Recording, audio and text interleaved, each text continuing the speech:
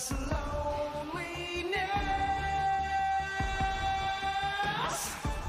Temptation heat beats like a drum deep in your veins. I will not lose, little sister.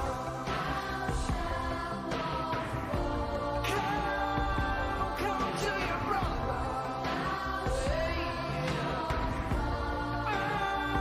Unchain me, sister. Love is with your brother.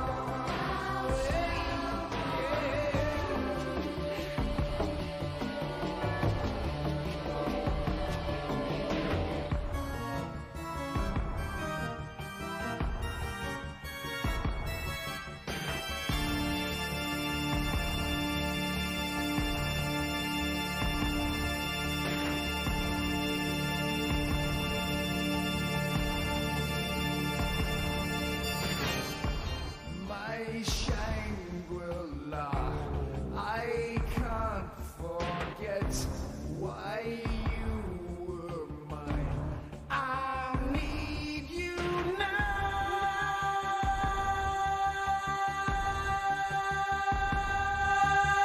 Live. We're live. Hi, everyone, and welcome to the Nerdy Up North podcast. It's a nerdy podcast hosted by Northern Nerds. I am one of your hosts, Sam. And I'm another host, Paul.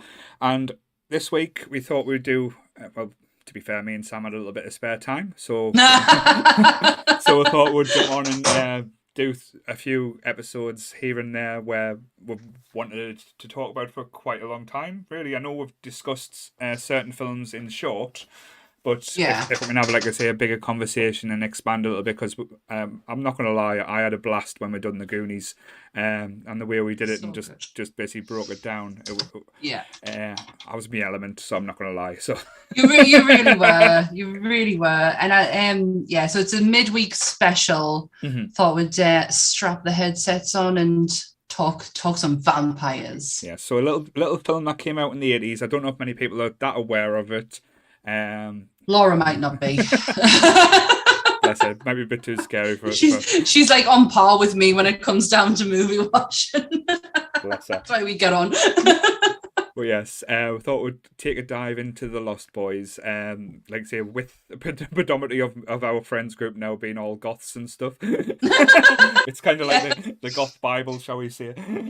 It really is. It's the staple of like gothness. Like you can't say you're a goth without watching The Lost Boys at all. So the chat is alive, Mhm. very much alive today. So hello everyone, thank you for joining us. And if you are watching live on YouTube, my camera looks like it's fixed. So you can get to see this properly.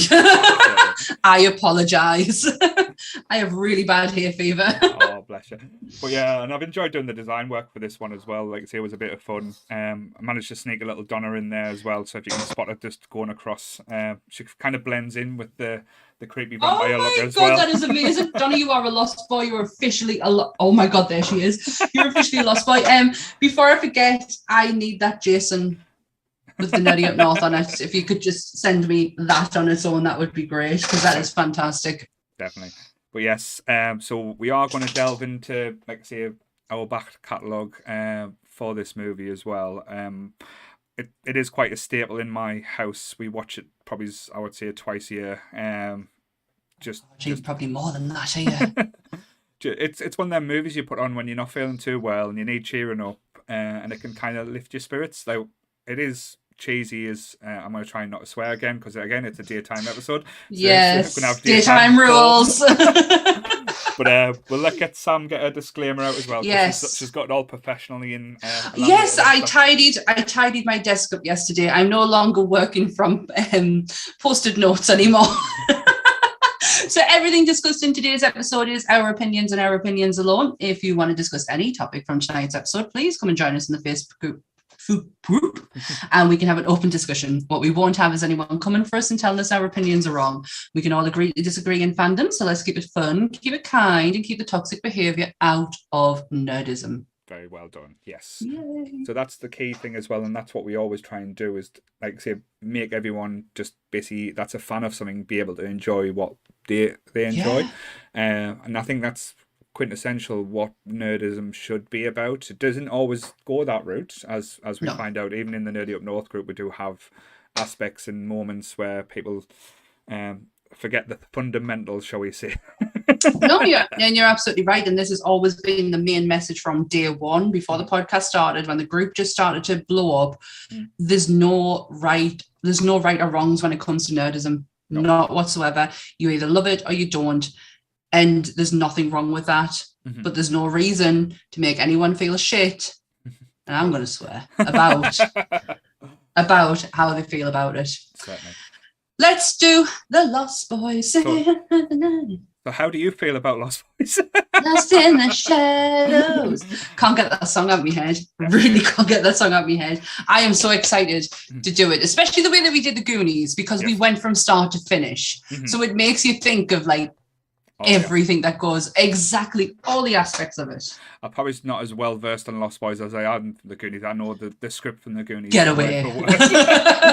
But one thing I did want to have a discussion, I know we've talked about it many a times, is I think you can't not talk about it when you talk about the Lost Boys, is the soundtrack. It is, if not one of the best soundtracks for any movies that's been made or will be made. It's like the Bret Hart of movie soundtracks. The best there was, the best there is, the best there ever will be. That's such a good way of putting it. And what I've also just thought of, Paul, in October, when we go to the Phil of a Horror, you are going to see Tim Capello live.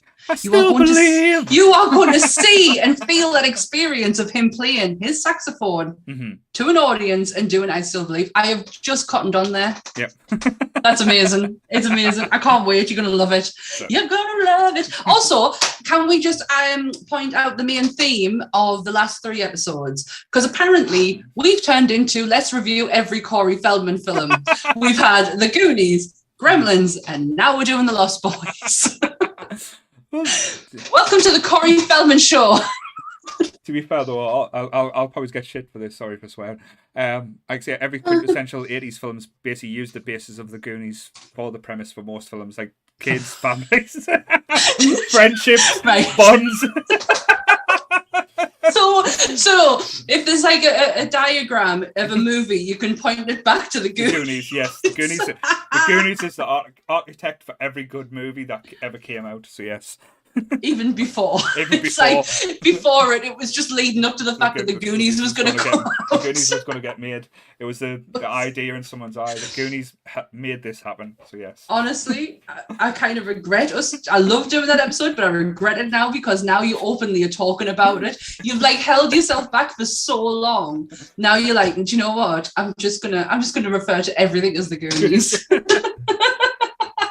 Love it. That is the staple. I'm going to try and get it into every episode now. So with this, you can always lead it back to the Goonies. That's what you've got to do in every episode. You now have to find a way to relate what we're talking about back to the Goonies. That is your homework for every episode. Homework? I make this shit on the spot too. That is true. There ain't no script here. Yes. And the worrying thing is we're doing this live in front of a studio audience in a few weeks. I know. Jake has just said he didn't watch The Lost Boys until he was in his 20s, and he didn't rate for me. What? Not sure if it's one of the most seen as a kid. No, Jake. No. Jake. No. Actually, he does raise quite a good point, because me and my lovely wife were having a similar conversation last night. Is Lost Boys more a nostalgia thing, or if you watch it late in the end, do you still get that same hit or thing? Now, I think the film, or should I say movie, so I don't sound northern there. Movie, we're not doing film again. I'm not getting wrong for that. Yeah. It does hold up well, and it's one of them ones where the uses practical effects again. I know we keep like say, don't sugarcoat it. We do prefer practical effects over use of CGI. And everything kind of like say the makeup, the music, fair enough. Probably the look and the clothing, shall we say, costumes. The costume is the only thing that has dated. But as overall, dated, or just it's just still there. Not my type of thing though, but yes, I still think it holds up. Probably the script as well. The script is the dialogue is very hammy, but I think that was part of the whole joy and it was the magic of it, wasn't it? The ham factor in it, the over the topness, the costumes are ridiculous, the language is ridiculous. And you know what, the more I've thought about it, because I was ready to go all on Jake there and be like, no, but the more I think about it, you are probably right, because I showed this to my nephews. Like, one of my nephews is major into horror, and he's not fazed by anything, and he watched this and he just went, it was all right. And I'm like, you've just watched a classic, young'un. A classic. Yeah. But yes, a classic for us is going to be very different, or a classic for them, especially at his age. Like, he's what, 17? Yeah. And this came out in 1987 as well. Yeah, so. This is not his time. So I kind of get what Jake's saying when he watched it later, that maybe if he watched it as a kid, in his time, it would have been a different experience. But I think because it's always been advertised as a comedy horror rather than like a full on horror type thing, and if the movies have come along since then, like, I'll be honest, there's not probably been a decent vampire movie up to the same standard as this one. Take that back. John Carpenter's Vampires is a classic. It is, but it's not You're joking, it's terrible. But it's probably not on the same standard as say as The Lost Boys as a vampire. Oh movie. No, John Carpenter's Vampire is terrible. The only decent thing in it, and I'll say this right for Kev and Charlotte because I got it wrong last night, James Wood. I said James Gunn in the chat. I go, so embarrassing. It's the worst. We always get names wrong, don't worry. But it's true. I think with modern horrors as well now, and like as the type of scares they do use, if someone was going to watch this for the first time and expecting to be scared, it's not. You're a scary not going to movie. get that. It's not that type of movie. It's more for the look, the feel, and the atmosphere. Absolutely. It's a lifestyle thing. I don't know how else to describe it than it is. Just it's more of a. I don't know. I know what you mean. I just don't know how to elaborate on that. It's more like, because you watched it at a time, you got that feeling at that time, and that nostalgia hit big style. So it does take you back. Then it's the same as people keep as I keep pointing out, me watching The Goonies, Stand By Me. But this is exactly what we were. Me and Ant were talking about before, because I don't know where it came from, but it was about nostalgia, and he was like, it's no different. Whatever we were talking about, it's no different than Paul loving The Goonies, you loving Ghostbusters. Because I was like, I don't know, I can't remember what we were talking about. I think it might have been about the Gremlins episode. And I was like, oh, that was it. Because I was like, I don't get Gremlins. Yeah. Like, you get Gremlins. But because I didn't watch it until I was older. So that kind of is the same, like, as what Jake's saying. Yeah. I didn't get it because I watched it at an older age. Yeah. But he says if I'd watched it when I was younger, like I did with the Ghostbusters, maybe I would have a different perspective on it. Yeah. But again, I think it's still going to be like feedback, because I think people build it up as well, though. Because there's a lot of hype behind this film. Because anyone like you know that loves this film, they don't just say, oh, it's a good. It's one of them ones where people either hate it, or they absolutely adore. Like, if you talk to Donna about it, it's her favorite movie, as she's pointed out in the chat. And she can wax lyrical and how excited she can get, and you can actually see that in people. Well, people say, I don't think anyone I've ever spoke to ever thought, oh, it's an okay film. It's either been up there or not for them. Yeah. So, but like, I remember watching this very young, and like it was one of them, because I watched it with my parents, but then I had a school teacher that was obsessed with this movie as well. So when the end of year and you didn't have your lessons, so you get to bring a toy in. So yes, they would bring a toy, but we were at senior school, so it wasn't a toy. You used to bring the video in, and you didn't bring a toy in senior school. No, I did. That's right. That's why people think I'm weird. I was just expecting like a battery operated thing, but we'll not go there. Daytime podcast. But yes, and she brought in Lost Boys for us to watch as well. So that's awesome. I had seen it, but she told us there would be some swearing, so not to be offended by the swear words. But it was because she was obsessed with the dog, Nanook. Nanook. So she loved the dog, and that was why she loved the film as well. But I think That's crazy. yeah, so watching it in biology class, I think, and the teacher was a complete arsehole. I'll admit she was horrible, but every year, at the end of the year, she let us watch Lost Boys, so I liked her a little bit for that. Yeah, that's pretty cool. My teachers never did anything. I came from a murder school, so like honestly, I'm surprised they even allowed us to like have a last year, like end of year thing to do. What was I going to say? It was something about Lost Boys. No, the fan base of it is still very much alive and kicking today. When I went to For the Love of Horror back in 2019, it was a Lost Boys special.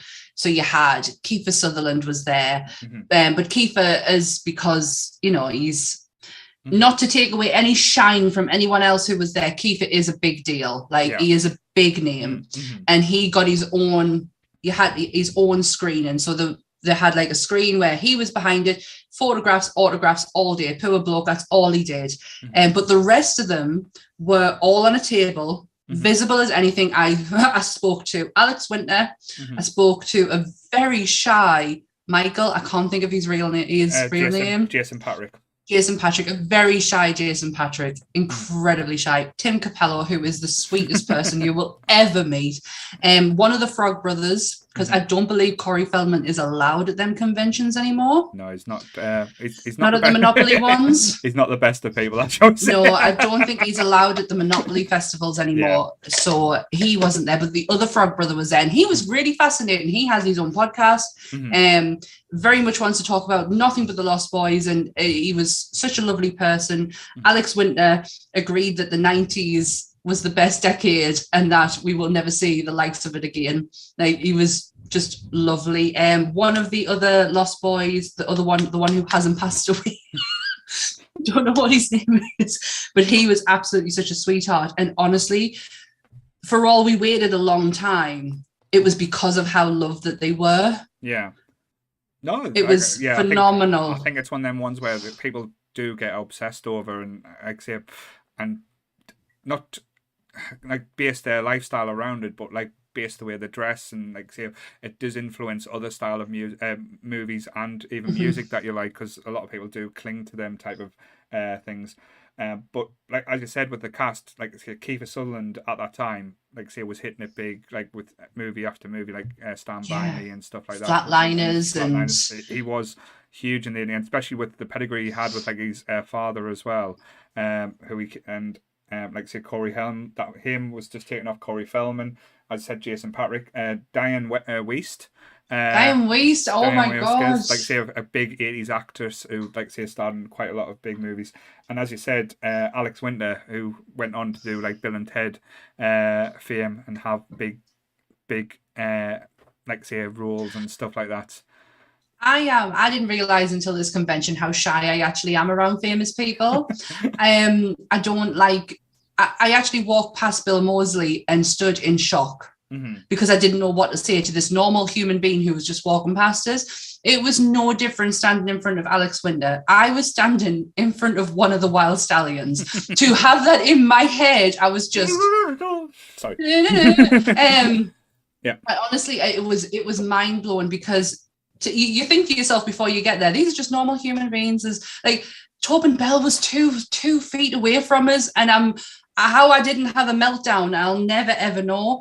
But yeah, it was just surreal. I wanted to thank him for a documentary he did on the dark web, because it was an absolute eye opener for us. I even tweeted at him, and he tweeted back to say like thank you for watching. And I was like, I just wanted to thank him and I couldn't get my words out. Like, thank God for Caroline's brother, because he has no issue talking to people. And I stood there like an absolute melt. I really did. Expect a lot of it when we go in October. That's fine. I'll just kick you a lot, so don't worry. But yes. So actually talking about the movie. When was the last time you watched this? A couple of weeks ago. So mine was quite recently as well. Not in preparation for this. Just oh God knows, just watch it because it's a Lost Boys. It's one of them things where you can't think of anything to watch on. You put on something nice and easy, and you know the start. But as you said, with the iconic music and stuff like that, as soon as the titles roll up, one of the things. Our little sisters, when we don't know the words to the thing, so that's always the You should have heard us before we came on. We were just wailing. Yes. Outcut If anyone wants a copy of us singing "Cry Little Sister," it would just be us wailing because we don't know the words. I don't know the words. Sister, just doing this with them.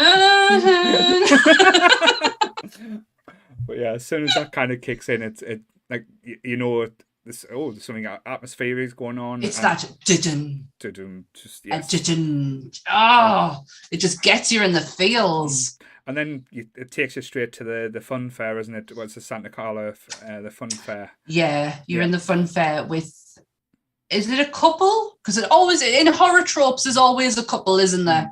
Oh no, that's later on. Is that later on? No, that's now, isn't it? Because he has a go at them. Yeah, because they're having an argument on the Ferris wheel, not the what do you call carousel? It? Carousel. That was it, and they were just walking about in the carousel. Like you could do that. Like there's no fences, let people walk on. It just seems bizarre that that was happening, but yes. And there was a standoff against someone with some funky hair with a white fringe in it, and he was quite obviously just a knee good, just 80s knee good. And Michael, that's when Keith Sutherland walks in. You introduced to the the Lost Boys. David is Keith Sutherland. Yeah, that was the problem because.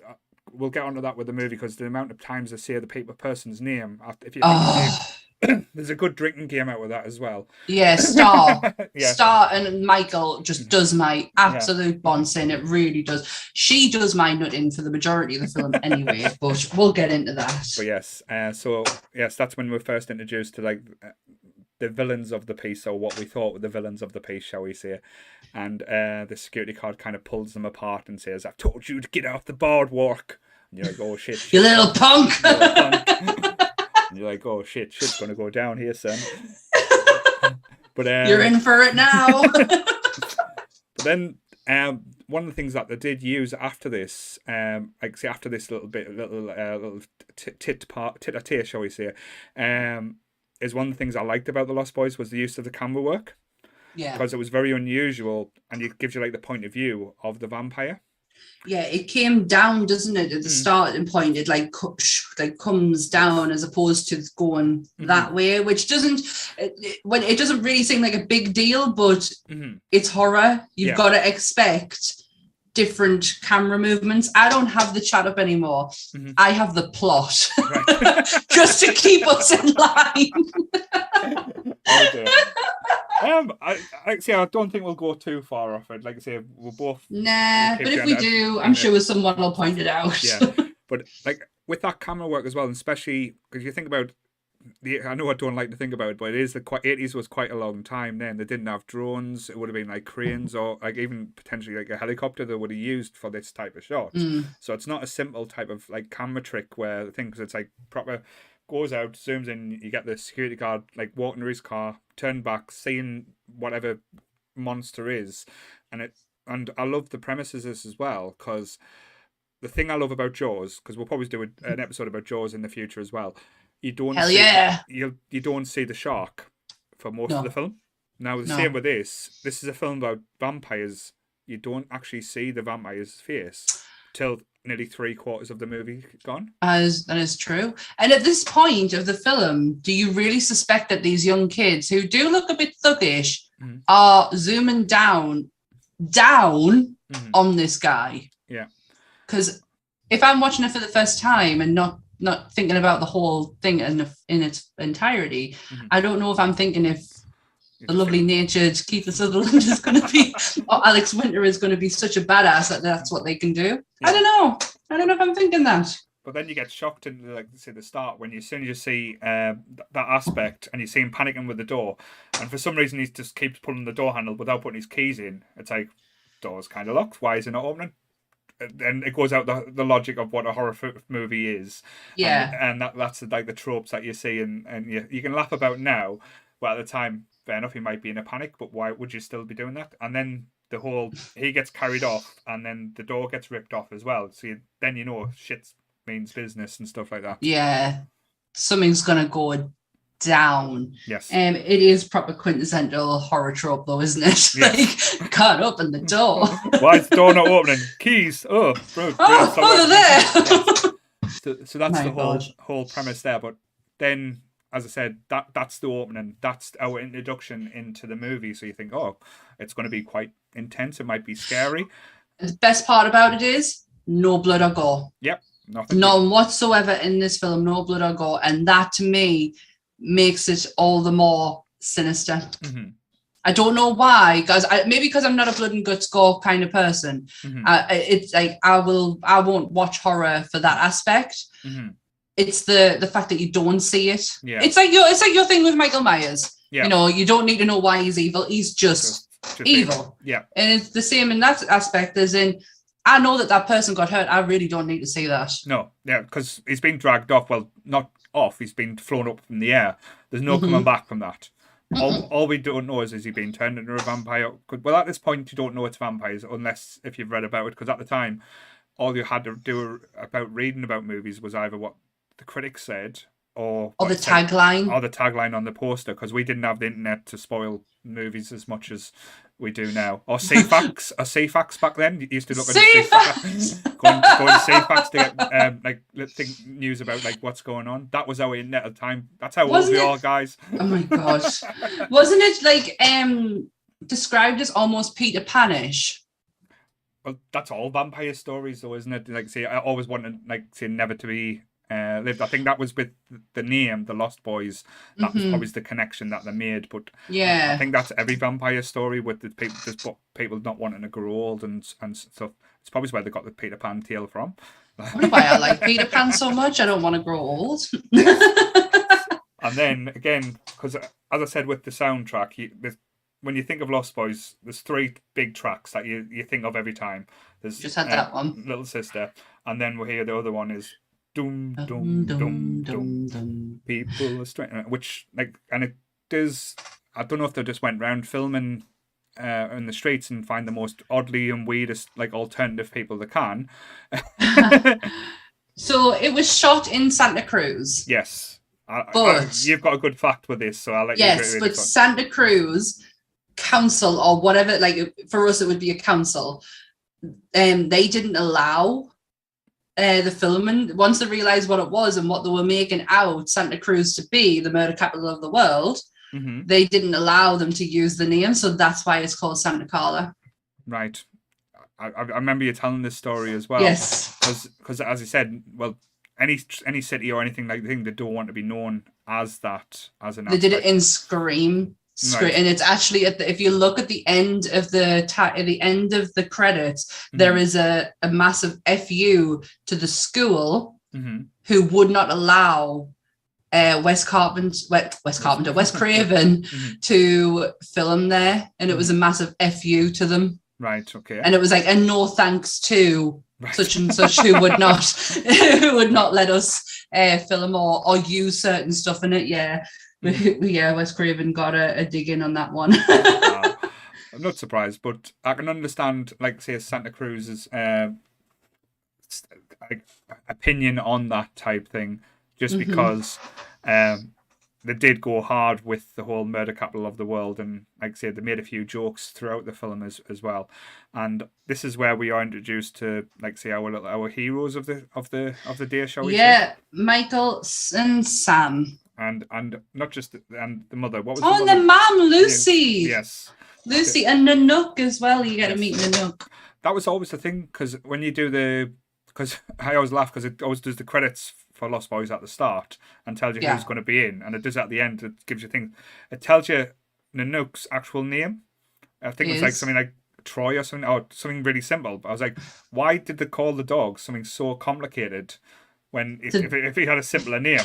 That's one hell of an acting dog, that mind, who can do stuff on command. 2 names. Yes. But also, so you've got that we're in the opening scene, we are going through Santa Carla. That looks amazing, by the way. It is a goth acid trip of where they want to live. As a young gothling myself, Gothling.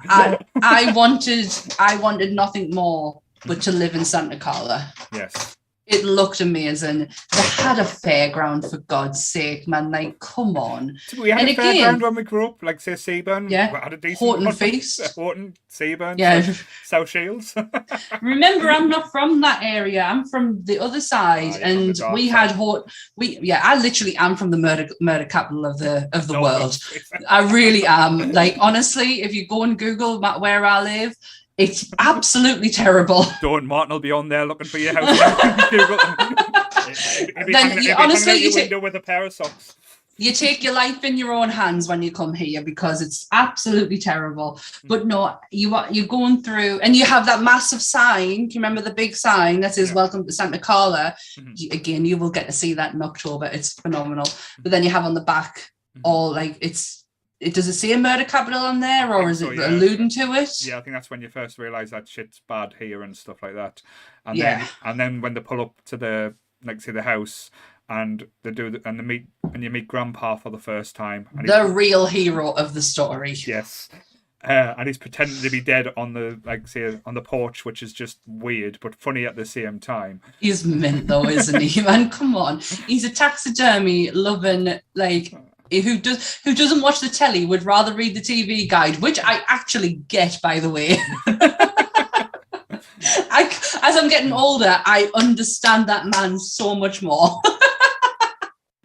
Ooh, yeah, but that was the whole introducing, and like, as you said, with Michael and Sam coming in, Sam's wardrobe is eclectic to say the best.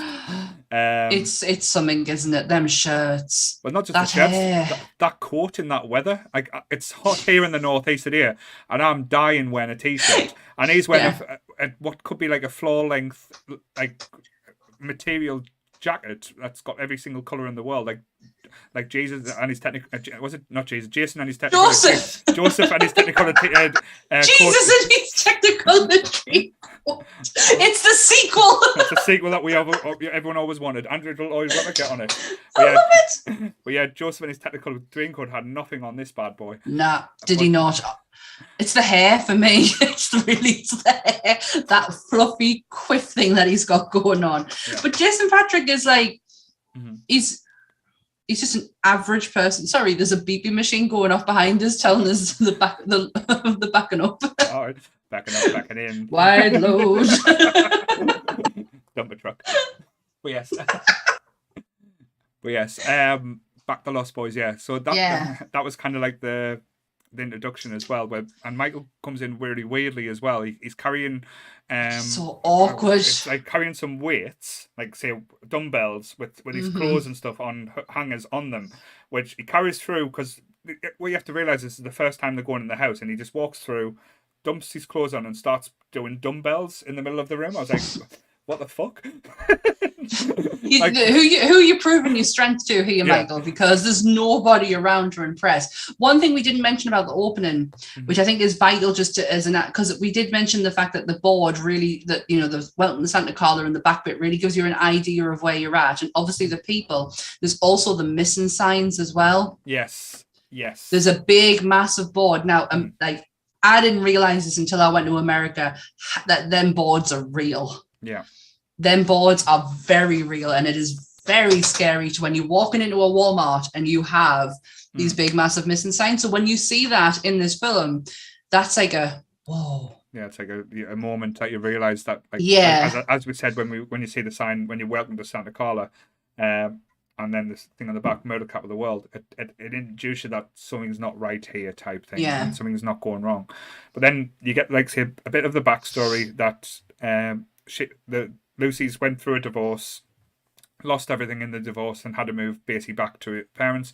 Michael and Sam are broke, so they're kind of just going through the motions, like, say, moving to a new town, being to new kids, so they're going to try and make friends.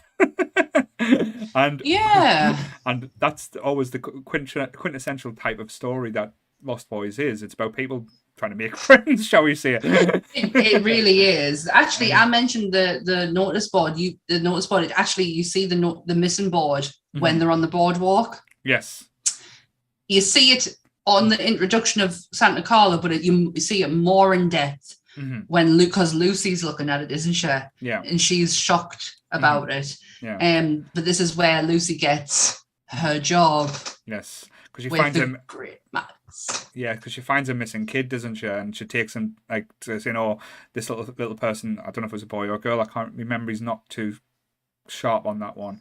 But then the mother runs in and grabs him, and he goes, "Oh, you've done a good deed, and here's a lollipop." And it was just like all sexual innuendo and stuff. Oh yes, the amazing Ed Herman as Max. God rest that man's soul. He was an absolutely phenomenal actor. This Overboard Gilmore Girls, honestly, he's just brilliant. In this though, the fashion choices. Wow. As I said, it was very much of its time and of its place, but. Just taking a backward step as well, because I know when they're going through the house, when you introduce the grandpa, that's good. Like, so you get some good backstory there. You find out, as you said, with his taxidermy, like it takes you back in that room, and again, it's building up to later on what happens in the film. There is a lot of foreshadowing, isn't there? Exactly. Massive foreshadowing. And I just like the fact that he didn't have much of a care, just that he wanted his shelf on the fridge, and it was full of wasn't like alcohol either. It was root beer and Oreo cookies. So the greatest staple of a diet ever. Like if you change that with cherry, I love America for their cherry pop, like pop soda. Like anything, because they don't, not just cherry Coke or anything, but just cherry in general. Americans know how to do a good cherry drink. So it's all the additives. There's probably no cherries in it. It's all the additives and chemicals. I think I had to discuss chemicals. Yeah, we had a conversation on the Neddy Up North group today. Someone posted a picture of Keen and Kel. And, it was I know who it is. She's adorable. Yeah, and it was basically I said I wanted to try that orange soda because orange soda does not look like that in real life. All the different chemicals that they must put in to get their colours that translucent. So it's scary what you'll be drinking over there. Yeah, can you remember when Sunny D came out over here? Oh, it was fucking. And it was almost luminescent, like almost fluorescent, like lit up. Tell you what, it made your piss light up. I know that. Yes. But yeah, like I said, that was the elements I quite liked, like the little in-jokes within like normal family life that you probably did have discussions. Everyone's probably got a family member like Grandpa as well. But then, as you said, when they go on the boardwalk, Lucy meets Max for the first time, and you think he's just this nice, wholesome bloke. He's going to look out, because Lucy is the I keep saying quintessential, I don't know why. She is basically a motherly figure that's, like I say, very loving towards her kids, trying to provide. Very understanding as well. Like she has such a level of understanding. Like, do you know how parents try to get on kids' levels and they fail massively? Lucy doesn't do that. No. She doesn't have that in her she can. It's like she's got such a strong relationship with her boys that no conversation with them is off limits or taboo, or do you know, it's such a lovely dynamic between the three of them. Yeah, and that alludes to it as well when like say David, actually I'm trying to make sure I say the names right now, and like Keith's sons David and all the other like Lost Boys walk past the video show, and Max gives him a glare and says, "I told you boys not to come around here anymore," type thing, and then they just smile and drive off, and she's like, "Oh, they're just boys, they're just young." Like I said, that's like I said, he said, "Oh, there's an element and stuff," and he said, "Then there's no element, they're just young." At least, so she's like said, excusing people's behaviours. Yeah. And says, "Well, we probably did worse when we were that age," which again, we probably did similar. I'm not saying we were vampires and killed people, but yeah. Sitting in a very light room, so that's not happening really, is it? No, but you're right. She has such a probably not just the kids, but everyone. She has a level of understanding that you know, not everything's as black and white. There's grey areas, and she's okay with that. It's such a lovely. Like, I don't think Lucy gets enough credit for the character that she is in this film. She's just seen as the mother, and really, she's a lot more than that. Yeah, definitely. I completely see that now more, but when you watch the film back, there is like that's not what you're watching for, is it? No, you're watching, like say, for Michael, you're watching for David, the comedy of the Frog Brothers as well. When the introduction of them is just like say, I've met people like that. I've met people now like that as well, like from when I was younger. That's the weird thing. But that's the next introduction we do get is when Sam goes into the comic book store. And we've all had that experience where you've been looked at and think, "Oh, should I be here?" Or I know you've told yours. I certainly have had that feeling before, but not to the point where I wish I had the Frog Brothers to be like there. Yeah. And they're dressed out like in these army gear as well, and it's like I love it, the proper commando gear and like the red tie band as well.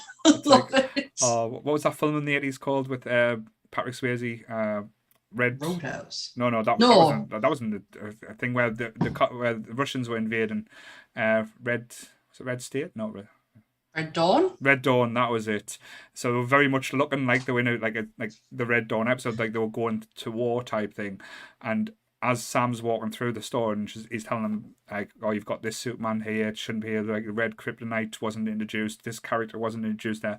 Probably giving these nerd credentials to them, almost like saying, "I belong here. You can't like kick me out" type thing. And they try and give him the horror comic, and that's when we know what's happening in Santa Clara.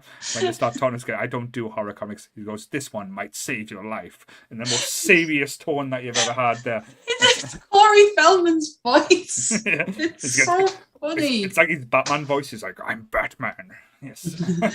Yeah, and they announce at this point they are self-proclaimed vampire hunters. Yes. Like imagine hearing that for the first time from someone. I'm going to introduce Donna as that as going forward as well now, as that she is a vampire hunter or a vampire, just to see what other people's reactions are to her. Right, we'll get Donna some business cards and be like, "This is Donna, vampire hunter. If you need anything, you call this number. Call this number." See if I can scare anyone away from her as well. So, but yes, and that little introduction there. So you like that little bond, that little friendship that's formed there. And you do want more of the Frog Brothers, even though they are terrible and annoying, and the dialogue they use is just must have been wrote like on the back of a fag packet or something when they basically when they were writing out the script for this movie, because it's so bad, but it's the way it's fits delivered. Them, but it fits them though. Like if anyone else was to pull off that dialogue, it probably wouldn't work, but it suits them down to the ground. But in that short meeting, you actually find out everything you need to know about this film. All right. Someone's just put something in the chat as well. That's quite interesting. That the actual comic that was used was made for the movie. And the comic book is actually real. The comic book shop. And you can actually visit the comic book shop when you go there. So that's amazing. Is this from Ewan Smith? Ewan Smith? I'm sorry if I'm saying your name wrong. My apologies. So we're going for a road trip now. We're going to Santa Cruz now, are we? Well. To be fair though, I'll have to take Donna with us because I wouldn't trust it. But yes. Oh, don't get us wrong. If we went, Donna would have to be there because she would be the one who we're pushing forward. Go on, Donna, you go. Go on, Donna, you going first. Don't bite us. The girl has no fear. But yes. And that's when you get introduced to like the arsehole from the beginning again, where they steal the comics and they run off, and then the Frog Brothers chase them down the street. But my always opinion would be then, if you've got expensive comics, like you don't put them in the thingy. You don't put them in the thing. The doorway for people just to grab and run away. So and comic books are worth very little in that stage of the of being on the shelf. So just leave it. Leave it alone. I think they were just trying to show how hard they actually are. Yeah. So then the Frog Brothers chase them down, and then we get the next killing again, and they use the basically the same visuals. No, actually, sorry, I'm jumping apart, because then you get introduced to Star, Michael and Star, the love interest, the big-eyed girl. As Sam shakes her head. She's just so annoying. She's so whiny. To be fair, she's so Robin Sparkles. If you watch My Name is How I Met Your Mother, like say there's an actress, Kobe Smulders, is it? Kobe Smulders, who plays Robin Schabalski, one of the greatest television characters of all time, who plays Robin Sparkles on the side. Which is just where I got my Xbox name from. But it just gives you like say all the 80s vibes. She was wearing like I think she was wearing White. white Madonna gloves. I think she had on. It's like the white dress. White is such an 80s color. White denim, white leather, white linen. It was such an 80s vibe. Big hair. I can't believe I just used that word. 80s vibe. But big hair and like say big eyeshadow and stuff like that. So and I went all googly eyed over Michael because Michael was being all smouldering on his little bike. But then we don't really find out what relationship Star and David are. Yeah, you think it's a very Karate Kid moment. Yes, with the motorbikes and Star getting on their motorbikes, because you are introduced to the gang at this point when they all roll up on their bikes, and I totally get Karate Kid feels from that. Yeah. And I always thought that her and David were a thing. It would make sense. Yeah. But I never I really don't think go there they are. because in my view, what I was watching it now, like I say, as a kid, I probably didn't understand. It was almost like David was using her to entice Michael into the fold. That was the way that Michael, like say, like almost like a like bait, shall we say? And I'm trying to do that in the most tasteful way I can. Tasteful way ever. Yeah. No, but you're absolutely right. It is. She was entrapped, to entrap him. I totally get that. Like she was set up for him to be brought in. But why did they really want Michael? Like, of all the people, Michael. But this is going to be one of the big plot holes as well, because like if we stay on course, but if we jump a few steps forward to the end when we find out like about the head vampire and how he said he just wanted the boys, like them to be one big family. Again, like I say, the reference, like the families and friends coming together. But Max had already just met Lucy the same night that Michael and David met. So he wouldn't have known about her to put this in place. Yeah, he wouldn't have known that. Yeah, you're absolutely right. He wouldn't know that they are related. He wouldn't know she was a mother, because that's what it was. Essentially, he wanted her to be Wendy. He wanted to be mother of all the lost his boys. children. Yeah. Yeah, that's a massive. We'll skip. Well, that didn't happen. It's movie magic, Paul. Movie magic. Movie magic. I love the fact that I can move around and my camera's not jumping all over the place. Not worried about going off there, but yeah. Yeah. So that was always like something recently I've watched, and it kind of doesn't sit well, or doesn't doesn't make sense to us now. But again, you can do that with any movie except in The Goonies, which is perfect. I just play completely ignorant and just go, that didn't happen. That didn't happen. Well, yes. So then, as I said, you go through the whole, like him following them to the edge of the cliff and almost driving off the cliff and nearly fighting with Michael. Again, feels like Karate Kid. Yes. But the whole shot was like Karate Kid as well, if we go back to the beginning. On the like, beach. When they're going through like the cars driving to Santa Claus, the overhead video thing, that's very much Karate Kid when they're like the Russo family, so Daniel Russo and his mum's going into the apartments and you see them travelling there. So hold on a minute, are we drawing parallels on Karate Kid and the Lost Boys? Because now I'm thinking about it, there are a lot there. Yeah, it's probably the same beats, the same things. It's just one used karate and one used vampires. Did Joel Schumacher do Karate Kid? If he did, someone needs to get sued and someone needs to get paid, bitch. Hang on, did he do? No, he didn't. He did not do it. Did Richard Donner have anything to do? Because I know he had something to do with the screenplay and stuff with the Lost Boys as well, didn't he? Joel Schumacher did the Batmans. Yeah, that's right. Yeah. Not that I can see his name. Oh yeah, Richard Donner. It's his production company. Yeah. It's Richard Donner's Productions, yeah. So did he have anything to do with the Karate Kid as well? Because if not, he's probably just went, we can cut a bit here, cut a bit there. Let's make a movie, guys. Let's make a movie. He did the Goonies. He did, there you go, Goonies brought up again. No, he did not do the Karate Kid. Oh, well. Elizabeth Shue, oh God, there's a crush I can talk about for hours, but yes. How much would she have fitted well in the Lost Boys, though, as Star? Anyone could have fit Star's character, to be fair. That was the thing. Do you know what I think annoys us more than anything is that it's the way she talks. It's an accent. She's trying to act all mysterious, but in reality, she's incredibly Southern. Yes. You will hear her actual accent if you watch her on Twister. I was going to say it's the last out of Twister as well, isn't it? It really, her accent, and honestly, like Kathy Bates's accents can really annoy us. Hers just like, oh, just stop talking. Just stop. This is where the start of the drinking game can start. If anyone wants to do a Lost Boys drinking game, so the rules are every time someone says the name Michael, and counting. I've never known a film where someone's name is used so much throughout. Yeah. It gets to the point where you're saying that, just stop it. We know he's called Michael. Fucking stop talking, Michael.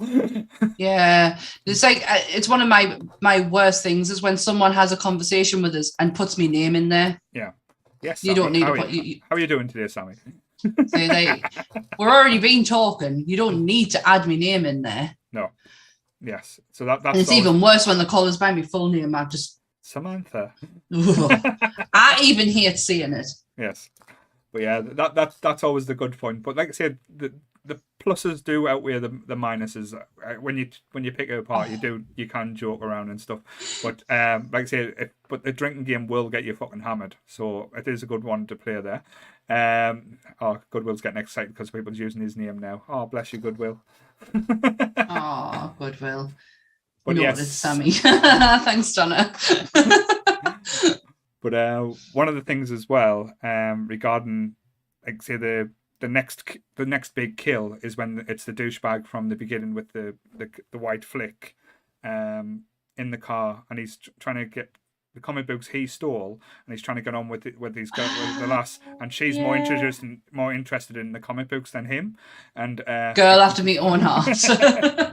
It's just quite amusing, that part. But then you see, like, again, using the shot from above, you hear the noise and the. So when does that come in though? Because once Michael and them have like drove off, they go into the cave, don't they? Not yet. Not yet. No, I don't think so. Because they go into the cave, and that's where the noodle scene is, and the drinking of the blood.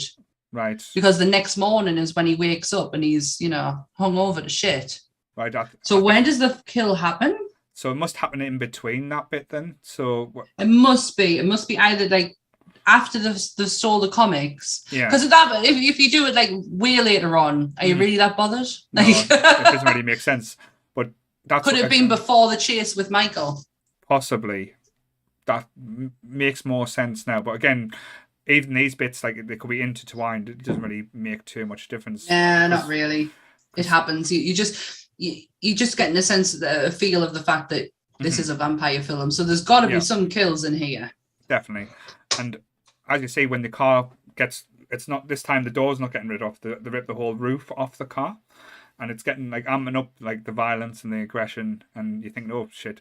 But there's a lot of jokes in this film as well. That's why I think it's always been advertised as a comedy horror, because it's like kind of like a black horror comedy as well. Because it's not like a comedy where you would get in and like it would be laugh out minutes, because they have elements that's funny and elements that it's kind of creepy, and it goes through that. But that whole bit when they go under the ground, like in the hotel that fell down, they tell the whole story about the big one that sent this hotel underground. It's quite interesting, but there's got a picture of the Doors, Jim Morrison behind them as well. That always was a standout, and that's why I always used to get confused as well, because I always thought the song at the beginning was by the Doors, like People Are Strange, but it wasn't. It was Echo and the Bunnymen, wasn't it?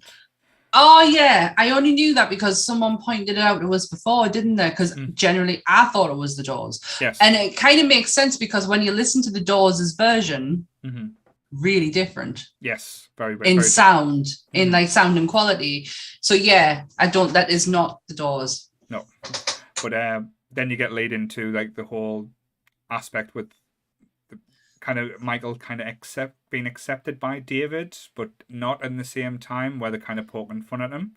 Yeah, it's like tests, isn't it? Constant. It's like from now on, any interaction you've got between Michael and David is just a constant test on David's part to see how far Michael will go. So it starts with the noodles and the maggot trick. Yes. To make him think that, you know, he's just playing tricks on him. So when it comes to him drinking the red wine, he just thinks it's another trick. Yeah. And it was very homoerotic as well. Except that whole relationship with Michael and David, like say, I didn't get it at the time, but as I'm older, like I said, there was definitely like I say like a bit of chemistry there and a bit of sexual tension. Definitely 100%. It was like everyone wanted to get on with someone. Like it was the 80s, man. Nobody, like, inhibition just went out the window. Yeah. Yep, Donna, sorry, you were born in the wrong era, princess. You were, Donna. You needed to be born in the 80s. You would have honestly, you would have found your thing. I think she's got many of them things now, so don't worry. Oh, Donna, she stays in the chat for a bit, and we're giving her notebook grief. That's how she rolls, bless her. But yes, and that again is when it starts getting like the supernatural type of element, and it starts laying up. So that's when you start realizing that this is going to be potentially a vampire flick, and then it uses like all the old lore, like drinking the person's blood, and then it kind of goes into this state, but then they do this really strange thing on the bridge, which I never quite got. Well, that's later on. That's the second test. That's the second time that they encounter each other. I thought that was after they drink the blood, though, because after they drink the blood, because that's how Michael gets back. You're right. It's a good job I've got the plot here. Right. But yeah, so because they go on the train line and they just all drop down, and Michael's like freaking out, going, "What the fuck's going on?" He really does have like freak out, doesn't he? And then they're all hanging, and he kind of like moseys on down and hangs. And then you think it's just like a test of strength, saying who can last the longest, like a macho pissing contest, pretty much. And all the Lost Boys don't fall, but they kind of let go and drop, and it's just drop into the nothing, into the mist. And then you get David and Michael just staring at each other like lovingly, like ready to kiss, somewhat. And then David drops, and then you hear them saying, "Oh, Michael just let go," and you're thinking, repeatedly saying his name, Michael. Yes. And then you get Michael trying to pull himself up, and with him being hanging there for so long, he's not got the strength, and he falls. And then we go on to the 80s music montage of him floating through nothing and going into some kind of hypnotic state. Yeah, you don't really know what happens in that time, because the next time you see Michael, he's at home. Yeah, in bed.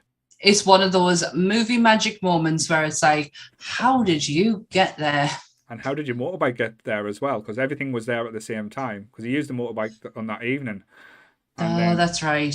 And then having a motorbike's cool, isn't it? Yes. About that one. But then we get the whole Michael has an attitude now. He starts wearing his leather jacket. He has Michael's a dick. And I love it how they give him an earring as well, because he's got an earring now. He's a bad boy. Oh, he's badass. He's badass for sure with that earring in. Like, how else can you portray badass if you just stick an earring in? God. But yeah, Michael turns into a royal dick at this point. Yes. And everyone notices it. Like Sam starts exploring the comic, because again, he took the comic home and he starts reading it, doesn't he? Intrigue gets him, and he starts reading it, and he's totally suckered in to what he's being told, what he's looking at in this book. But then his brother goes and reaffirms everything that he's just been reading and being told about, because he is acting the way that it's being described in this comic book. Yeah, but let's and then Lucy does the whole Michael, will you look after Sam tonight, because I've got a date. Like Lucy's a go here. She's not playing around. Like say one day and she's got the men following her. So well done, Lucy. And she's got to get her somewhere. Do you know what I mean? Like, can't wait around forever. Hey you there, sister. Can't be able to pull that off. I believe you just said it. But yeah, then you get the whole Michael then turning into the vampire aspect because such a strange idea Mhm. of the turning of a vampire. Mhm. I loved Anne Frank. No, Anne Rice. Oh, Wow, very different. Sorry, Anne Rice's. I can't believe I've just said that. That's fine. Anne yeah. Rice's To be fair, turn of she did stay in the dark for a long time, so it's okay. Oh, see, I say something, then you just go and knock it right out of the park. Yes. No, Anne Rice's version of a vampire turn, and I love how Brad Pitt portrays it. Mhm. He has the turn, his body dies, like everything just dies around him, and then his eyes. Is Lockstock getting on your nerves there, Pet? You seem to be changing them around. Oh, there's the falling over there, that's all. But yeah, and then he changes and he comes into a vampire. See, if you had enough. Pull them down, yes. Keep knocking them. But Sorry, guys. Michael's trying to apologize. Michael's transformation's weird. Mhm. It's not Yes. normal. I think that's why they changed the lore a little bit, because with every type of vampire movie, they do kind of change the rules. Mhm. I know if you go back to like the old stories, like the originals, like it was as soon as you drank blood, you become a vampire. Like if Well, they have to drink from you, and then you drink from It them. was like the crossover type thing. It was all about the transferring of fluids. It was very sexual and intimate, shall we say? Where Yes. this one kind of stayed a lot to the tropes, but it was like the change to a fully fledged vampire, and where you couldn't return, you would have to have made your first kill. Yeah. Ah, right. Okay. I couldn't remember why Star and Laddie. Mhm. Oh, that boy. Met him. So, and how them two hadn't turned yet. I couldn't remember because they weren't proper vampires yet, were they? No, like I say, they were like kind of like half breeds, if that makes sense, where they had like all certain powers and certain functionality of a vampire, but they weren't fully there yet, where they couldn't, like there was. I think they used this way so there was a way that they could turn Michael back into normal. Right. So breaking the rules a little bit, because I don't think there's ever been a cure for vampirism in any movies and stuff. It was always just a stake to the heart or a burn at the stake. Didn't Blade find one? That was Because he's half. that was curing his side. It was curing the hunger, not curing the cause. If that makes sense. All right. Okay. Yeah, it does. But Because why would you want to get rid of that brute strength? true. But I think Blade and Marvel do their own rules anyway. So That's true. But yeah. And the transformation, like I said, delves a little bit where Michael's kind of susceptible to sunlight, where the sunlight doesn't kill him. It's kind of like just makes him tired at the moment. He's basically going through a really bad hangover. Yes. Like, he really is. He's hungry. Mm-hmm. He can't stand the sunlight. He's tired. He's a bitch. It starts growing. Exactly. Who hasn't done that in a hangover? Yeah. But then Sam realizes, and he's with Lucy being on the date and being all mother and like say ringing home to say everything's okay, and Sam's like freaking out because Michael's flying out the window, which you would, and that whole like say scene, and she runs off, leave Max in the restaurant and runs home because thinks Sam's been murdered, and then comes home to be told, "Oh yeah, I just read a bad comic." Like, say, I'm sorry. I would have put him through a wall. And she doesn't bitch slap him as well. So well done, Lucy, for not. If I was on a promise, I would have put him through that wall. That kid would not been able to walk. So things we learn from the podcast: do not stop Sam when she's on a promise, because you will get kicked in the nuts. Pretty much, whether or not on a promise or hungry, you make your mind Oh up. God, scary. Nah, I know. I nearly had a moment today in that bloody car park. I was absolutely famished. I am learning to control my temper when it comes to hunger. Yes. So this is I when promise. Michael sneaks out that evening to find out what the shit's going on, and then Sam freaks out and asks to get into bed with Mother because Mother will protect him, and he's got a bead of garlic around his neck as well. So that was always like the A bead of garlic. He's got like massive cloves around him. How Lucy didn't turn around and go, "What the shit are you doing?" Exactly. See, that's how much of an understanding parent she is. She didn't turn round. And I've forgotten we missed a bit as well because Nanook actually protects Sam from Michael, so he attacks Yeah. him, and then Sam freaks out, thinking, "Oh, is that Nanook's blood?" It's got no, it's me. He was protecting you from me, and then he's just trying to control the urges and everything along those lines. So, and that's where you find out as well about like the dogs and animals being about the protector of, like, say, the underworld. The what are they called? Oh, like that was later on when it becomes the beast that protects her. I forgot someone will tell it in the chat, but that's when you find out about Donna. That's where you find out about the, like I say, Max's dog, because Max's dog was oh yeah, because he goes after Lucy, doesn't he? Yeah, when she tries to apologise the next day with a bottle of wine. Yes, that's right. And then she gets attacked by the doggy. Yeah, because his master is asleep, but we don't know that yet. We've not found out. And that's where we find out about a grandfather being a player as well, because he's gone out to the widow or something. I can't remember. I can't remember what her name is. And he runs out with aftershave, so he uses some Windex to as cologne, so he smells nice for her. And that's when Michael makes a joke about saying, "Are you going to stuff her former husband as well?" With the taxidermy, and it was like awkward. Yeah, that was even like he can take a joke. That was just not funny. Yes, and Michael's just being a dick. But yes, dickhead Michael. And then the kind of story just kind of amps up, because then you get the whole like interaction when he goes out and finds what's going on and he sees Star, and then you have the whole romantic love scene between him and Star. You don't know where the vampires are now. Actually, are the vampires out killing the guy with the comic book now? No, do you know what? It's not telling us in the plot on Wikipedia the actual like side bits, but it does. I didn't know this, that David actually intended for Michael to be Star's first kill. That's what this said. That's what initially when Star comes into Sam's bedroom, like when you find out Star's a vampire, and Michael says to her, "I was meant to be your first, wasn't it?" And he goes, "That's what David had planned."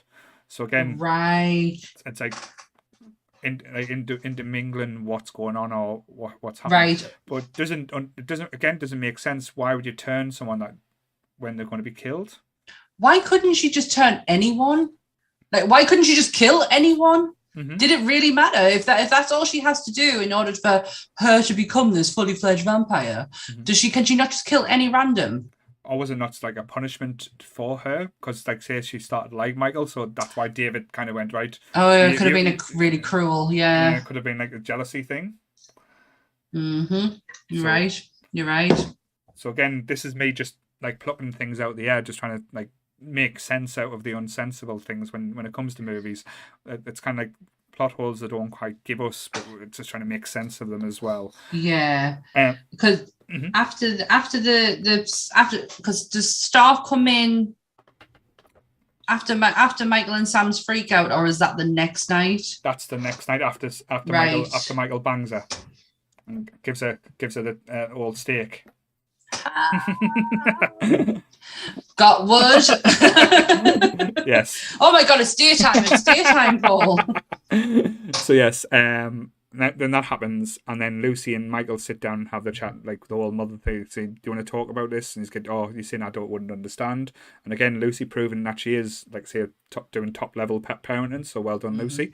But other than that, then it leads into the discussion between Michael confronting David after that. It's when he and stays at the campsite, and David shows Michael what they are. That's where you first see the faces. Yeah. And you see the vampires when they go all full Buffy the Vampire Slayer. They do have a Buffy feel to them, don't they? Mm-hmm. The look of the vampire, because I always thought Buffy's vampires was so unique. Mm-hmm. This is how we distinguish vampire to human, and I love that element of it. So I really do like the fact that the Lost Boys do the same. Yeah. and like as I said, they change the looks and everything, and that's when it becomes a little bit scary. And you see them actually mutilating people and ripping limbs off, and that's when, like as you said, the film amps up the violence and amps up like a little bit of the gore, but you still don't see the blood. You all you see is when they come out of the light, you see like a bit of blood smattering on David's face and Alex Winter's face and stuff. Their characters, and they kind of tell Michael as well, this is you, this is what you've got to do. And they go, you will never age, you will never die, but you will have to feed. So it's kind of an ominous thing saying, this is what you have to do to survive. We're going to give you all the positives, but here's the one negative. Yeah. You're going to have to kill someone. Mm-hmm. And, sorry. Shit about that. You might kill people you like and stuff. Yeah, exactly. So, you got to live for the rest of your life looking the way that you do, live forever, have a mint time, no consequences, but you're going to have to murder someone. I'd dig it. I'm not going to lie, I would.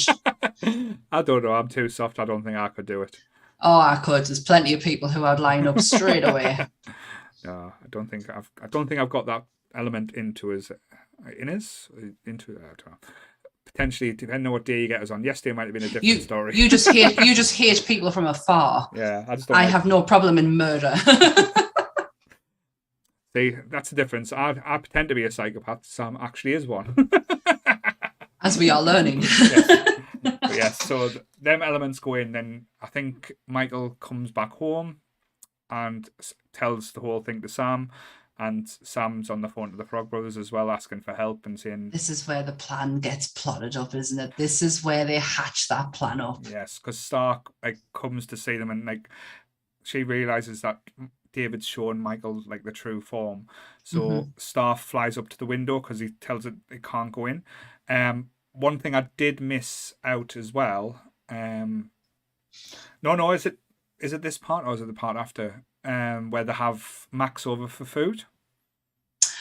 This is the plan, isn't it? Because this is Sam and Michael. No, this is Sam and the Frog Brothers working together, not with Michael or Star yet. Yes. And they're trying to establish who the head vampire is, because their understanding is that you kill the head vampire, everyone else just reforms back to the way that they were. Yeah. And they think that it's Max. Yes. But Max is a cunning fellow who manages to get out of every trap that's set for them. Yes.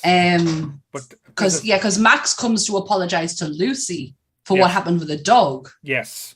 And they sneak him in as well, because they're very clever with the way they do it, because it's so obvious as well when you watch it back, but you don't realize at the time when Max is at the door with Michael and he's saying, well, you're the man in the house. I'm not entering till you invite me in. He goes, you're invited.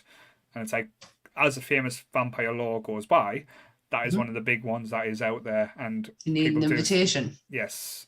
So it kind of gets passed out. And again, that starts your brain thinking, is it going to be Max? But again, with movies now, or movies back then, they used to always do the bait and switch. You used to think this is the most obvious thing, but it's not going to be the most obvious. But this one, the most obvious thing is what it is. Yeah, and it's right there in front of you. It's been right there from the very beginning. Yes, and they go through all the vampire lore as well, where they're trying with garlic, they're trying with holy water.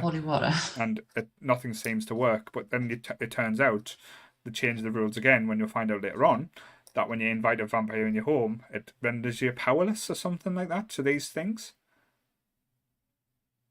That's what Max's kind of excuse was towards the end. And that's why them things didn't work when they attempted all them things. But again, before we come to these bits, there is other plot holes what we'll discuss as well. Then they think, oh, they're not. He's not the big bad guy. So then they think David is the head vampire, and that's when Michael comes in and they start doing the plot, and then Star's at the down there, and she flies up to the window. And she basically, all she asks for is them not to touch Laddie or her. Yes. Because she's not fully changed yet. No, and that's why the explanation, and that's why they come to the plan. So they tell the Frog Brothers and Sam where the vampires are, and they go down the next day in sunlight. So they are using sense. Mm-hmm. And then you get the most stupid, few seconds of film, which I always piss myself laughing at when I see, when the Frog Brothers are testing the equipment, and they turn around to each other, and at one point, they're that frantic. They both have backs to each other to check their equipment, and you're just like, these guys are gonna get killed. Yeah, how they survived this is ridiculous, but they do. Yes. Yeah, they go. So don't they go at dusk? It's during the daytime, like just as like the sun's blaring and stuff like that. Yeah, because this is where they make a kill. Yes, so they draw first blood, shall we say? And this is in it, and this is the only time you get the blood amount that we do. That because I think throughout there's not a lot of blood. This bit just gushes out. But Nick pointed this out as well. Now I can't unsee it, and now you're never going to unsee it as well. Oh, great! When the kill, it's Alex Winter's vampire the kill first, and Marco, after he falls down and like say they get squirted with blood. When they race out, it's like say they do the whole vampire chase. David grabs hold of Sam's leg and nearly drags him back, and then you find out the sunlight does hurt vampires. So great point. And then Star and Michael and Emma are all asleep in the car. But when you notice the Frog Brothers come out with this thing, they've been covered in what should be in blood, but it doesn't look like blood. They go all Twilight, they're all sparkly. It's like they've been covered in glitter. Shut up. So if you go back and watch it now, and that scene when they come out in the sunlight, the Frog Brothers sparkle. Oh my God. So I don't know if they couldn't use water because it was too warm or something, that the water was just gone off. So I don't know if they just poured glitter over them to give them a wet look. But they do actually. Most likely, because that's the effect they're going for, isn't it? And it isn't water. It's very translucent on film, so it's very hard to pick up, which is why the pigmented. Oh my God, glittery vampires in Lost Boys. So yes, so Lost Boys might have been the idea, the starting point of where the Twilight. Wow. So all them Twilight haters out there that keep coming for Twilight saying sparkly vampires, Sparkles didn't start in Twilight. It did actually start in Lost Boys. Fact. I love a fact. I love when Marco gets killed and the other vampire goes, "You killed Marco." Oh. Why did you have to say it like that? That's in the house, isn't it? It's in the house when he gets revenge. You killed Marco. You're mine. It's like, why are you talking like this? Love it. Proper dramatic. Yes. But yeah, that's when they race back to the house, and the grandpa's staring to us. Do you know the rule about taking the car out without telling us about filling the gas? No? Okay, what do you do now? It's like, all right then. So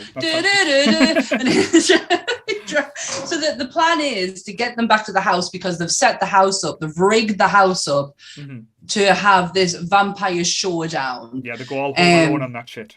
They pretty much do it, yeah. So they've got the bathtub filled with garlic and holy water, or is it just garlic water? Garlic holy water, because they go to the church and like there must be when there's a christening on, and yes, up in the back and they're going. So all the people in the church, it's like, yeah, yes, son. My God. Yes, so they've rigged the house up completely, ready to take on the vampires, and it goes quite well for them, actually, doesn't it? Yeah, but they have some, as you said, some of the worst dialogue in any type of film ever. Like, as you said, you killed Marco, you are mine, and then they throw the holy water in the bath, and he's laughing at him, saying, "Garlic don't work on his." But that's again just taking a few steps back before I go totally crazy there. This is one of the big plot points, that plot holes. So Paul, episode plot holes. So the first thing is with Max, he can't enter the house without being invited. They weren't invited. So who invited these fuckers in? They weren't invited. No, Star wasn't invited as well, and she flew up to the window.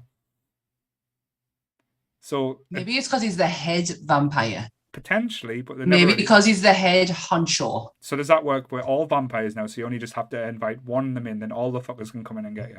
Because that wasn't the same with Buffy. No. And you could rescind it as well, depending on, like, say, how you felt. Yeah, and you can say, get out. Yeah. No, you're not welcome, get out. I've seen Angel be scooted out a few times. Wow, okay. That's something to think about. But as you said, then chaos resumes and it just all kicks off. Oh, one of the greatest deaths of all time. Death by stereo. Death by stereo. But before that as well, the Frog Brothers show the true colours as well. And they try and stake Star and Laddie, like backstabbing them. The little Oh, bastards. yes, they do. The horrible little shits. Yeah, like, play the rules, guys. Aware. Like I say, they're trying to help you. You don't fucking stab someone in the back. Oh, what do they call him? It's Attack of Eddie Munster. Eddie Munster under the bed. He's like, he jumps out and he's like, Laddie, like, freaking out. yeah, it's Attack of Eddie Munster there. And he's wearing his little band jacket. Well, that's it, because Laddie's like freaked out, hasn't he? He's on the verge. He's on the verge of breaking point. Laddie's freaked out, and the Frog Brothers literally do show their true colours and go to kill him, but Star ends up saving him. Yes. But yeah, death by stereo. Death by stereo. He gets shot with the arrow as well. But again, there's a little scene after that, which they're running up the stairs, and David attacks Michael, but Sam breaks in, like goes thing, and the Frog Brothers are there, like with Sam, and they're like, everything's going great. And it's good. Well, you've just lost your fucking brother. You don't know what's going on. There's no like feeling or like worry there or anything. That's God, they could not give a shit. They're so selfish. Yeah. But that final fight scene between Michael and David is so beautifully shot. Yeah, I can just forget everything we've just talked about. The colours are used as well when it goes all the like the deep reds and stuff, and like and the whole, and again the foreshadowing before when he pushes them through that doors, and then you see the antlers and stuff, and you push, and David gets like say staked, and the music slows down, and you see his beautiful face go from vampire to back to the little boy, but Michael doesn't change. No, he's still a dick. You can't change them colours. No, but Michael doesn't change. Yeah, no. But that's because David's not the head vampire they thought he was. Then who comes through the door? Max and Lucy. Lucy. No. Maximus comes through the door and just reveals the master plan of I am the big bad. Yes. And that's big, the whole reveal, and then they do cheese it up to the max, because Max, when he goes to Michael and he goes, I'm sorry, Lucy, I just wanted us to be a family. I thought my boys and your boys would all interact. And then his face turns. You sounded just like him there.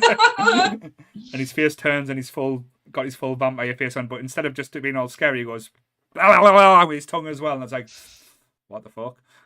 Dude. Like, come on, dude. Like, no. He does look fantastic as a vampire, though. Yes. He has the right structured face for it. I love the reveal. I do. It is cheesy as anything that he does do that thing with his tongue.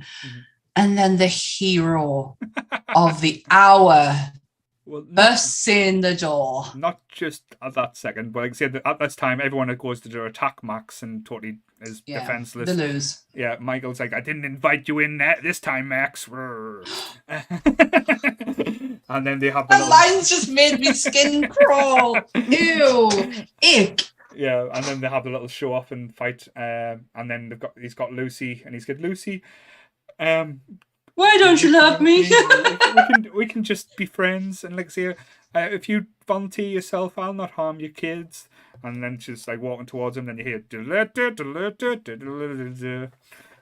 boom. Grandpa comes bursting through the seams. Yes, and then he's got a big wooden spike that you saw him cutting up a few, like I say earlier in the film, when you thought he was just building a fence post. But he was not. He was being clever and he was knew anything. But he's not pissed off that his house wrecked, because his house is fucked, by the way. Like where all the like vampire blood and shit firing through the sinks and stuff. He's got a kid hanging off his antlers in his living room. Like you're just hanging there. Yep, and the vampires don't turn to dust this time as well. No, but not conveniently tidied up like they do in Buffy. No. So and he utters the famous line after he goes through the fridge, gets his root beer. One thing about Santiago that I can never quite stand is all the damn vampires. And it goes doom doom doom doom. And that look at the end when they're like, what? He knew about this. Yes. That realization just it's It's perfect. And then you don't really get any other explanation. You don't find out what happened to them. Did Star and Michael get married? Well, did they live unless happily you ever go, after? unless you go and watch the 2 sequels that are afterwards, which I will never do. Which what's it called? Lost Boys: The Tribe or something like that as well. The Tribe, and is it Revelation or something like that? No. I know Corey Helm came back and done one. Corey Feldman, sorry. I was going to say, him ain't doing anything. Yeah. But I know that they talked about doing a reboot, because it wasn't a sequel, where it wasn't going to be called Lost Boys, it was going to be Lost Girls. That was going to be a film that was going to be made in the last few years, where instead of like having it in male-centric, but I think the reason why Lost Boys works so well is just simply because, one, it had the perfect cast for the time, had the perfect music for the time, and it, like as I said, it struck all the chords it needed to at that time. And if you try and catch that fire again, it's not going to be the same, and it's not going to work as well. And especially with a film like Lost Boys, it's the same with now if you try and reboot Stand By Me or reboot or retelling of like any type of like film along these lines. The reason being why it won't work is because this film ages well, other than the dialogue and a few cheesy aspects. There's nothing bad in it, like effects wise, where you think, oh, this is ropey, or the acting's bad or anything like that. Because, like I say, I'm sorry, you're not going to get anyone better than Kiefer Sutherland as David playing that role, because he was, like I say, there was times he was sexy, he was like sinister, and just by changing his look as well. And again, I don't think modern day, like with all the different technology we do have now, like with cell phones are all fucking American there, sorry. We're English, pet, we're English. Mobile phones, CCTV, like everything on cameras, you couldn't get away with, like, say, this type of movie and the way it's being made. So no, I 100% agree. You are to remake or reboot or redo a film like this, or like Stand By Me, or anything like along those lines that have that nostalgia effect. You lose your magic straight away. Yeah, the magic's gone. It's been done. Is Hollywood really that desperate and that like drawn out of ideas that they have to go back and go, right, see this absolute classic? There's nothing wrong with it. Nothing wrong with it. It's perfect. We'll just do it again, though. But I think that's why I love the 80s so much, because there was a lot more risks taken in the 80s with movies. There was a lot. Save this for your argument when it comes to Sonny Con. That's mic dropped already. That's not even a competition, that, to be honest. But there's a lot more risks that were taken during the 80s for films where the IP or the premise, they went right. They weren't interested in how many sequels they're going to make from this and how many films can they make on the back of this. Back then, that was the premise, but now it's all about continuation and again, not to go on like a high horse or start slagging off other films like Marvel's. I adore the Marvel universe, but they've probably killed off the likelihood of more independent or unique movies being made in Hollywood, because everyone's looking for that Marvel franchise. Yeah, we're looking for the ride that Marvel give us through 10 years of storytelling from Iron Man 1 to the end and conclusion of the saga, the Infinity Saga. And that's what we're looking for. That's what audiences are wanting. They want the investment so badly. It's the same with TV. It's why we binge things because we're totally invested. Whereas the 80s, it was so singular. It was individual. It was one shot. Yeah, but to be fair though, like with TV now as well, they have to go back to the 80s to try and get a hit. Stranger Things, like I said, that's mega at the moment. And I know we are planning on doing an episode when Stranger Things, like I say, the final episodes come out in a few weeks. The season 4 ones, we're not going to make you wait until season 5 to tell you what we think about it. Even though I didn't know there was a season 5 until a few weeks ago. Yeah, but like I say, that series from series 1 to season 4 now has taken beats, has taken tropes, has taken every little thing that's from the 80s and put it into one show. And being honest with you, that's why it is so successful, because people go to that nostalgia, they go to that feeling, and I think that's what we want that back. Yeah, and that's why people still go into and gravitas towards like things like Lost Boys or, sorry to say it again, The Goonies. I'm trying not to mention it as much now because I am being hypercritical of it, but I will try and get it in every episode though. But no, I totally get what you mean. We're looking with the likes of Stranger Things and such coming out that has that nostalgia beat. We're looking for that magic again. We're looking for what we got from the 80s that we're not getting right now. Mm-hmm. And fair enough. I know a lot of the times we are looking for it with rose tinted glasses. Far from it. 'Cause I know a lot of people that's watched Lost Boys now, and for the first time and not got it. Like people like Jake, one we've lad up from the group called Michael. He hated it because of so many times he used the name Michael. He says he's never felt that's understandable. Used so much. But yeah, I love this film. I can't say there'll be a time I'll ever get bored of the film as well. I know they did do the sequels where it came out a lot later, wasn't straight after, so I've never went to revisit them or things. I think as a singularity, these films do work a lot more. Yeah, the magic, I know I use this word a lot, but the magical part of this film is for me, it's just a one film note. We don't need to know anymore. I've seen what I've seen, and I'm really happy with what I've seen. Don't need them sequels. And I'm still laughing at Donna trying to protect Lost Boys against Twilight. I said, well, blood shines differently in light. No, there was shiny. Donna. Go back and watch it. We had sparkly people in Lost Boys. There is a place in London that I really want to go and visit. There is a restaurant in London called Lost Boys. It's a pizza restaurant. Right. It looks absolutely phenomenal. Mm-hmm. You need to have a look at it. I think it's literally called Lost Boys Pizza. Right. And it's just dedicated to the Lost Boys. Mm-hmm. One of the things as well that did, I think it has come out more now than it did back then, is the merchandise for Lost Boys, because I know the Funko Pops came out and the T-shirts have always been big, but there's not really been much else other than there's not a lot, no. And I know with it, I think it's coming up to an anniversary. There is going to be like a re-release 4K version soon, I think. 31st of July. Mm-hmm. That could be, when did it come out? 31st July 87. Right. So what's that? 1987.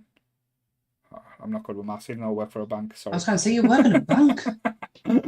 Like, I know my excuse. 1987 is 35, so it's his 35th anniversary this year. Right. So that's why I was. Oh my God, I'm so old. They are. I didn't know they were looking to bring out a steelbook for that as well. So that's one of the things I am keeping an eye on.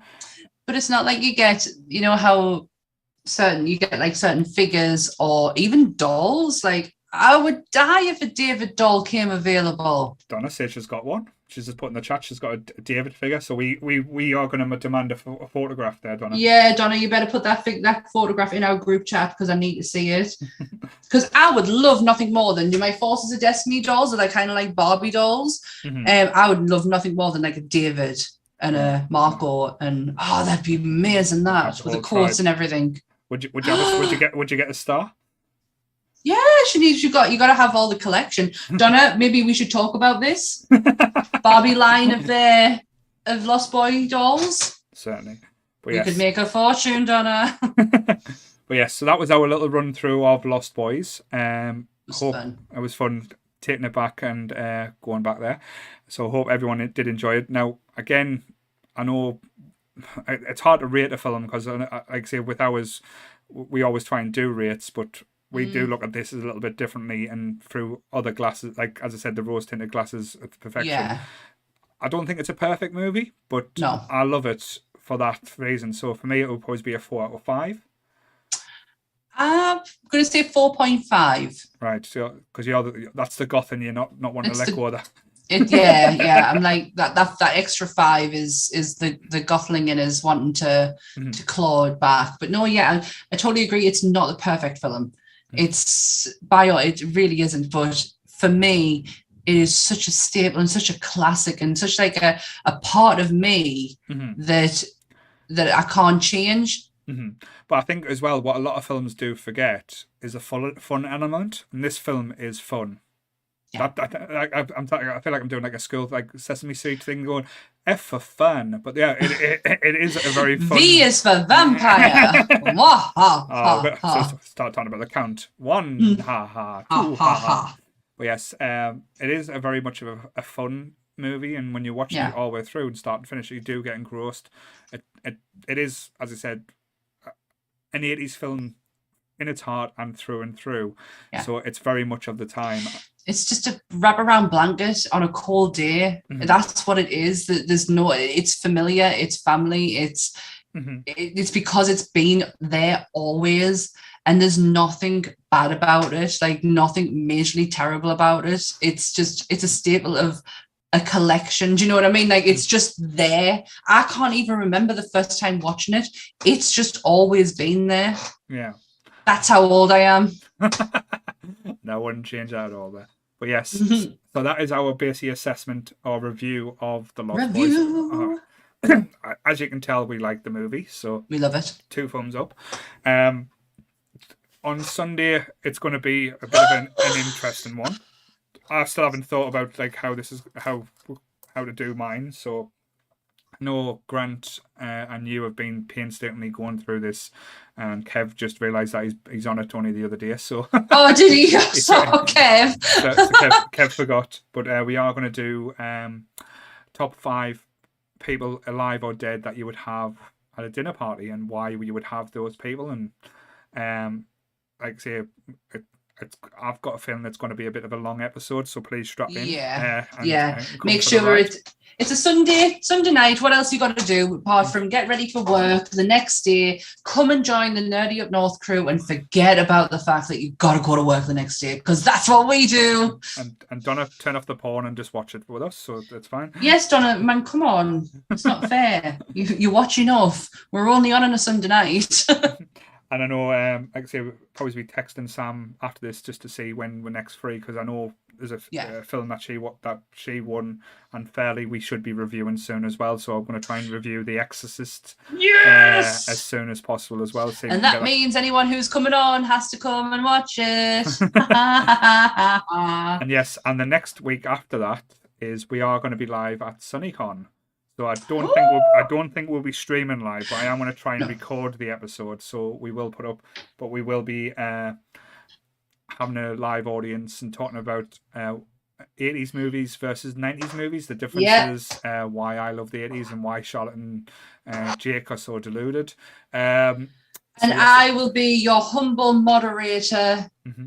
I will be the one setting the tone and making sure that Paul does not cut mics off and allows Charlotte and Jake to actually give their point of view. The reason I'm not joining a team for is because I haven't seen enough film from either decade to actually give an opinion. Certainly. But if you are coming to SunnyCon, and please feel free to join us on the panel. And even if you see us at SunnyCon as well, please stop talk to us. We are, like I say, I know I come off as a grumpy bastard, but I'm not.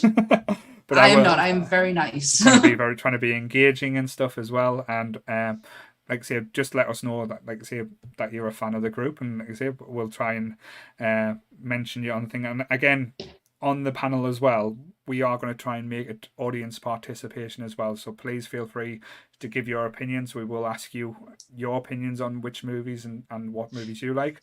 Yeah, if nothing, the Nerdy Up North community is something where we try to involve everyone, which would be no different at a convention. Mm-hmm.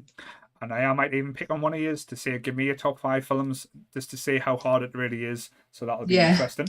Yeah, absolutely. It looks like this Saturday me and Jake are continuing our saga of Resident Evil 5, but there will be notices on the Facebook group to let you know what's happening with that.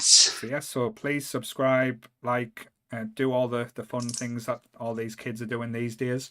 And yes, so we'll see you again on Sunday. So same bat time, same bat channel. Stay nerdy, everyone. Bye. Bye. People are strange when you're a stranger. Faces look ugly when you're alone. Women seem wicked when you're unwanted. Streets are uneven when you're down, when you're strange. Faces faces come out of the rain. When you're strange, no one remembers your name. When you're strange.